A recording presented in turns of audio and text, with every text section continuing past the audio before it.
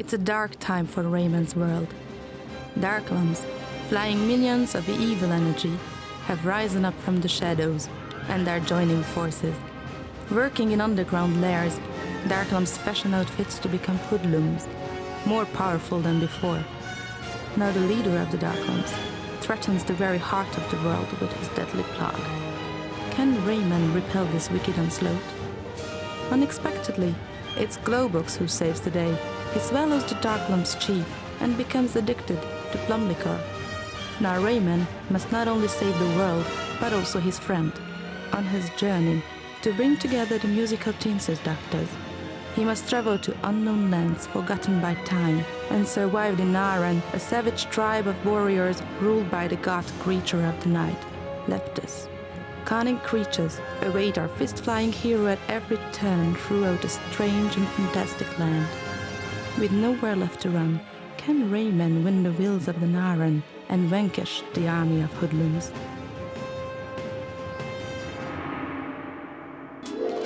Rayman 3 is part epic quest, part whimsical comedy, bringing a rich tale of adventure to the Rayman series and taking the franchise to new heights of storytelling. The fun of the game really comes out this contrast between cartoon characters and this epic quest that await them. Crazy creatures without any common sense like Glowbox or the Teenses have to face the end of the world and terrible threats, but they are not exactly up to such tasks. It's a bit like imagining the Lord of the Ring quest, except instead of nice, smart Frodo, it's nice but quite stupid Glowbox who's in charge. Or to take another analogy, it's a bit like if Hannibal Lecter would attack the Smurfs village.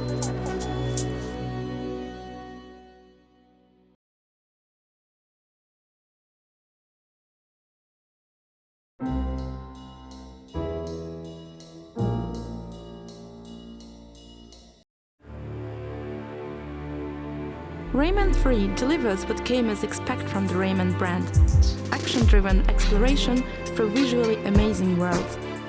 Indeed, basic moves like running, jumping and flying are still core elements of the gameplay, along with enhanced basic abilities like throwing both fists at once, building up fists for more damage, climbing, swimming, rolling and many others. As you can see, Rayman 3 brings back the fist as the main combat weapon, just as it was in the first Rayman.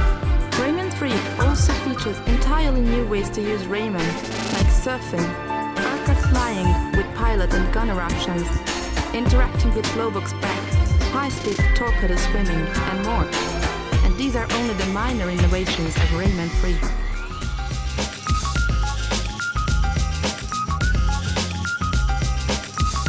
The first major innovation is a time-based power system.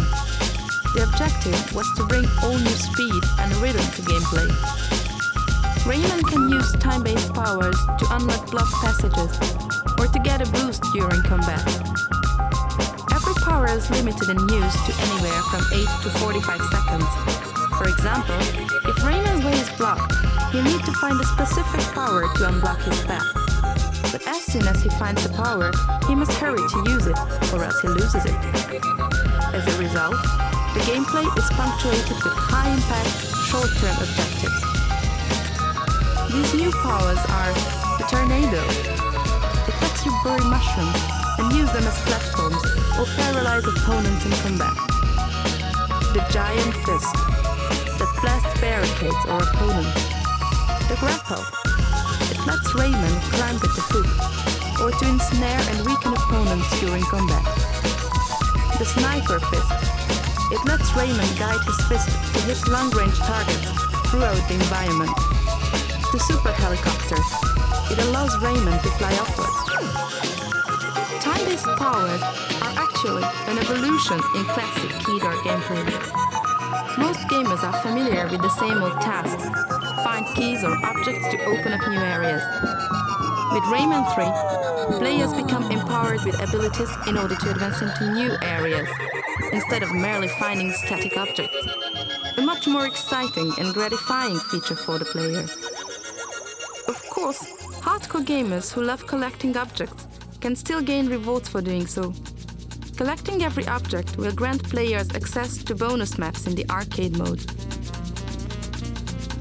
The second major innovation is what the design team calls tactical arcade combat. Combat is at the heart of Rayman 3's gameplay, and this new combat system has the power to bring a fresh and new experience into the action-adventure genre. Usually, action-adventure style combat doesn't require much thinking. You hit your target as many times as you can until you finally defeat it. Tactical arcade combat offers two ways to fight: classic and tactical. Classic fighting gives gamers what they've come to expect. Tactical fighting, however, gives them something they've never quite seen before. It gives them more advanced fighting options and more opportunities to use their own strategic ideas. Tactical arcade combat provides all sorts of fighting possibilities based on the number of enemies, enemy intelligence, and Rayman's abilities. First, there's the hoodlums, 14 in total, each with their own special weapon. For example, snipers use long-range weapons to hit Rayman from distances. Grenaders throw grenades. Hoodsticks fly around and launch super-fast aerial attacks. Then there's the slow, armored mammoths called Krogs, with both long and close-range attacks. The next element is powerful enemy artificial intelligence.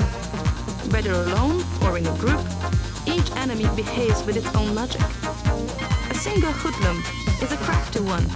It fights when it has good position, retreats when in danger, and tries to avoid Rayman's fists. Groups of hoodlums are even craftier. They use effective tactics based on the situation. They will attack Rayman from all sides, or from a secure position like a hilltop. And if they decide they cannot attack Rayman effectively, they will send for reinforcements. When different enemies group together, they will cover each other based on their specialties. A grenader will team with a sniper, for example. A wizard will try to protect his allies fighting in close combat. And to add even more depth to the combat system, enemies will actually interact intelligently with the surroundings.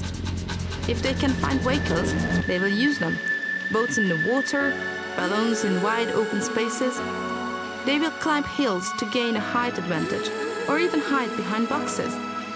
If a hoodlum gets in trouble inside his base, he'll run away, lock the gate, and wait for the reinforcements to arrive. Better watch your step, Rayman. The final component of the tactical arcade combat is, you guessed it, the combat itself. Depending on if Rayman is fighting or platforming, the details of the combat will change. This is where Rayman can use those time-based powers we talked about before. Depending on what power Rayman uses, the micro-events of the fight will change. When he finds a new power, the enemies will respond in turn with their own strategy or power.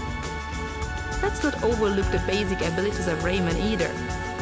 Running, jumping, crawling, and flying take on all new strategic possibilities when facing such intelligent enemies. As a result, fighting in Rayman 3 becomes a unique combination of fighting moves, like shooting, strafing, and jumping, with Rayman's classic platform action. It's the best of both worlds. First-person shooter-style combat within a platformer world. So, when you add it all up, just one battle in Rayman 3 can offer more combat possibilities than a dozen battles in another action-adventure game.